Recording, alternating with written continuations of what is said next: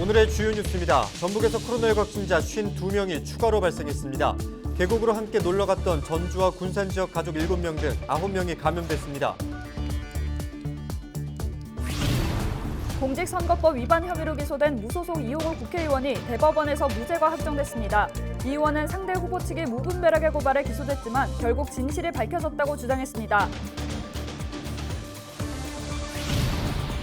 직장 내 성비위 등 의혹으로 문제가 된 김제시 간부 공무원 A씨에게 강등 처분이 내려졌습니다. 전북도 인사위원회는 A씨에게 5급 강등 처분을 의결했습니다. 임실군 섬진강 다슬기 마을 주민들이 다슬기를 가공식품으로 만들어 소득을 올리고 있습니다. 소비자의 호응으로 다슬기 판매 음식점 전국화도 추진하고 있습니다.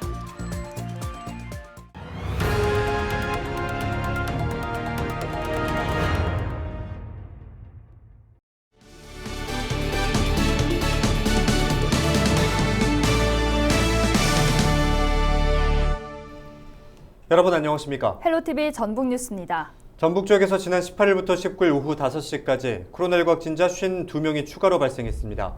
지역별로는 전주 19명, 군산 17명, 익산과 남원 각각 4명, 완주 3명, 진안 2명, 부안과 무주 각각 1명입니다. 계곡으로 함께 놀러갔던 전주와 군산 지역 가족 7명 등 9명이 감염됐습니다. 이를 연결고리로 음식점 종업원 등 확진자들이 잇따라 발생해 관련 확진자가 20명으로 집계됐습니다. 확진자 중에는 임신부도 포함됐습니다. 군산에서는 외국인 근로자 진단검사를 통해 16명이 확진 판정을 받았습니다. 이와 관련해 외국인 노동자 1,683명이 검사를 받았습니다. 완주 2명은 선행 확진자가 병문안을 와 입원 중 바이러스에 노출돼 확진됐습니다. 임실군 섬진강 다슬기 마을 주민들이 특산품인 다슬기를 가공식품으로 만들어 소득을 올리고 있습니다. 코로나19 여파 속에 다슬기 가공식품이 소비자들로부터 호응을 얻으면서 다슬기 판매 음식점 전국화도 추진하고 있습니다. 김남우 기자가 보도합니다. 임실군 강진면에 위치한 섬진강 다슬기 마을입니다. 주민들이 잡은 다슬기를 가공식품으로 만들기 위한 작업이 한창입니다. 주민들은 5년 전 다슬기 생산 공동체를 구성해 다양한 가공식품을 생산하고 있습니다. 다슬기가 나올 때는 많이 나오고 안 나올 때는 안 나오고 그래요. 그래서 어민들끼리 일단 공동체를 좀 구성을 했어요. 공동체를 구성을 해서 일단 다슬기가 많이 나올 때 가공을 한번 해보자 해가지고 그때 시작하게 된 게 이제 저희가 이제 마을 기업이었어요. 많이 나올 때 저장을 해서 일단 가공을 해서 소비자들께 지금 보급을 해드리고 있거든요.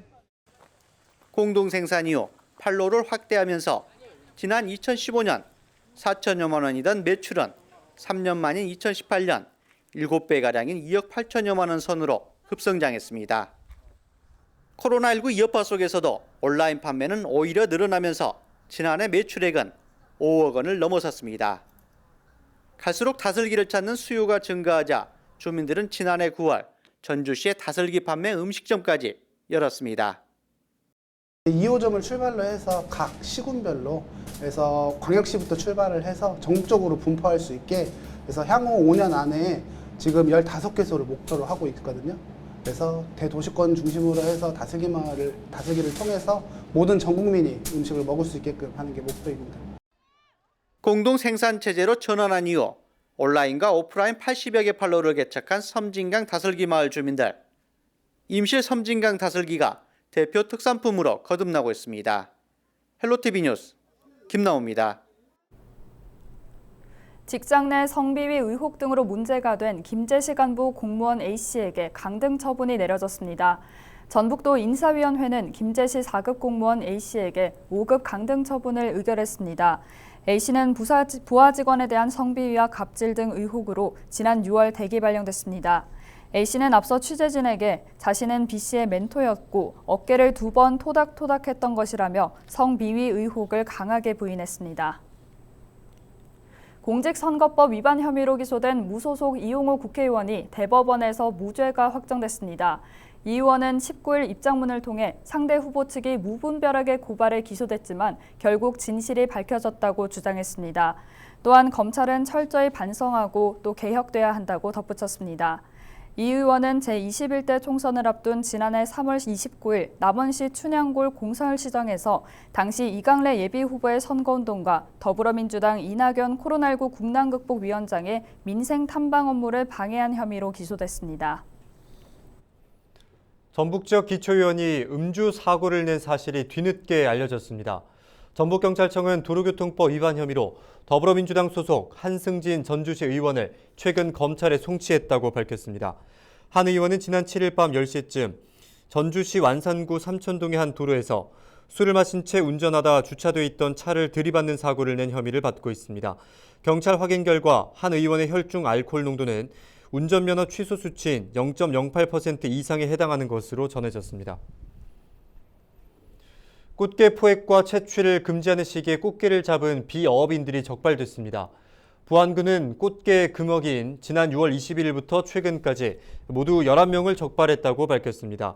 금어기를 어기고 수산자원을 포획할 경우 관련법에 따라 2년 이하의 징역 또는 2천만 원 이하 벌금형에 처해집니다. 꽃게 금어기는 이달 20일까지입니다.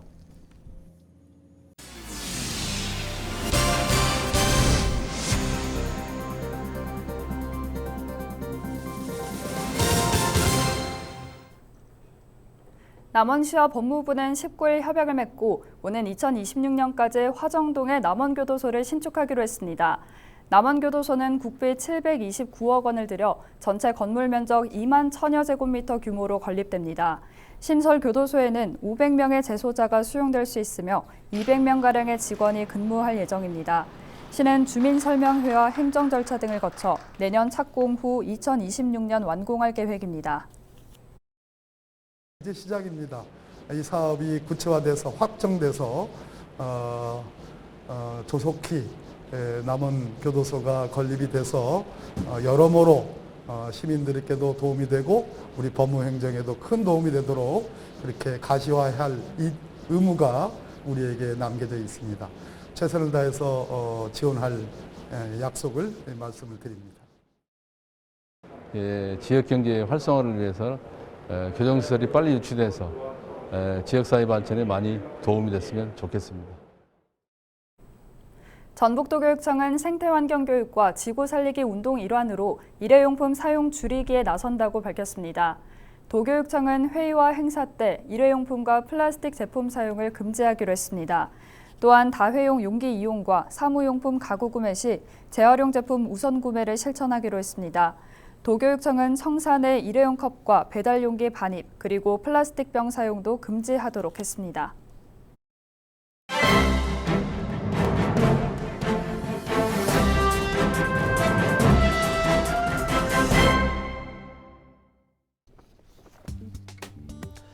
전북일보 기사입니다.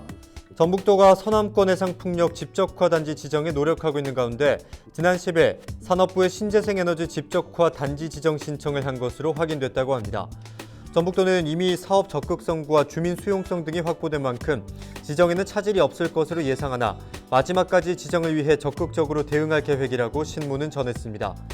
전북도는 서남권 해상풍력 발전을 위해 지난해부터 부안에 400메가와트 규모의 해상풍력 발전단지를 오는 2016년 준공을 목표로 준비하고 있는데요. 이와 함께 고창 등 지역에도 확산단지 조성을 추진 중입니다.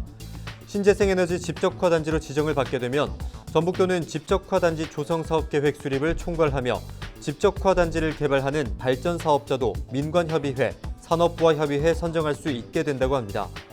또한 해상풍력 사업에 대해 지자체 주도로 사업으로 인정받게 되면 해상풍력 발전량에 따른 신재생에너지 공급 인증서 0.1을 확보할 수 있는 이점도 있다고 하는데요. 현재 전북도는 산업통상자원부에 해상풍력 집적화 단지 지정을 신청한 상태며 별다른 이견이 없으면 지정에 무리가 없을 것으로 예상한다고 신문은 전했습니다. 지금까지 신문 브리핑이었습니다. 도시재생 사업이 추진 중인 김제 성산지구 일원에 도시재생 어울림 플랫폼이 들어설 예정입니다. 김제시는 69억여 원을 들여 옥산동 일대 1,800여 제곱미터 면적의 4층 규모의 복합 문화공간을 조성할 계획입니다. 해당 건물에는 시민 창업 공간과 체험관, 박물관, 공유주택 등이 마련될 예정으로 내년 10월 준공을 목표로 하고 있습니다. 김제 역사문화자원과 문화 콘텐츠를 밤에 둘러보는 김제 문화재 야행 행사가 올해는 비대면 접촉, 즉 온택트 방식으로 치러집니다. 김제시는 코로나19로 지친 시민들을 위해 다음 달 3일부터 5일까지 공식 홈페이지와 유튜브 채널을 통해 진행한다고 밝혔습니다. 이번 김제 문화재 야행은 지역 문화유산을 보고 체험할 수 있는 프로그램들을 선보일 예정입니다. 임실군 과일가공사업장이 복숭아 등 지역 농산물을 활용한 가공제품 생산으로 농가 소득원 역할을 하고 있습니다. 임실군은 관내에서 생산되는 과일 특산품의 부가가치를 높이기 위해 과일가공사업장을 구축했습니다. 임실 지역 특산품인 복숭아를 활용한 병조림이 주력 상품으로 생산되면서 지난 7월부터 현재까지 100여 내 농가에서 75톤의 복숭아를 수매했습니다. 군은 수매된 복숭아를 병조림과 음료로 가공해 생협과 임실 로컬푸드 직매장, 수출 등을 통해 판매할 예정입니다. 전북도 공무원들이 코로나19 극복 성금 2,700여만 원을 모아 사회복지 공동모금회에 기부했습니다. 도청 직원들은 코로나19로 인한 경제위기 극복에 동참하기 위해 지난달부터 성금 모금에 동참했습니다. 이 성금은 도내 저소득층 등 재난 취약계층에 지원됩니다. 자기 집에 불이 났을 때 소화기나 단독경보형 감지기를 사용해 대피할 경우 소화기나 화재 감지기를 2배로 보상받을 수 있습니다. 부안소방서는 주택용 소방시설 설치와 사용을 촉진하기 위해 주택용 소방시설 더블보상제를 운영하고 있다고 밝혔습니다. 부안소방서는 주택용 소방시설에 대한 중요성을 알리는 데 힘을 쏟고 있습니다. 이상으로 뉴스를 마칩니다. 함께해 주신 여러분 고맙습니다.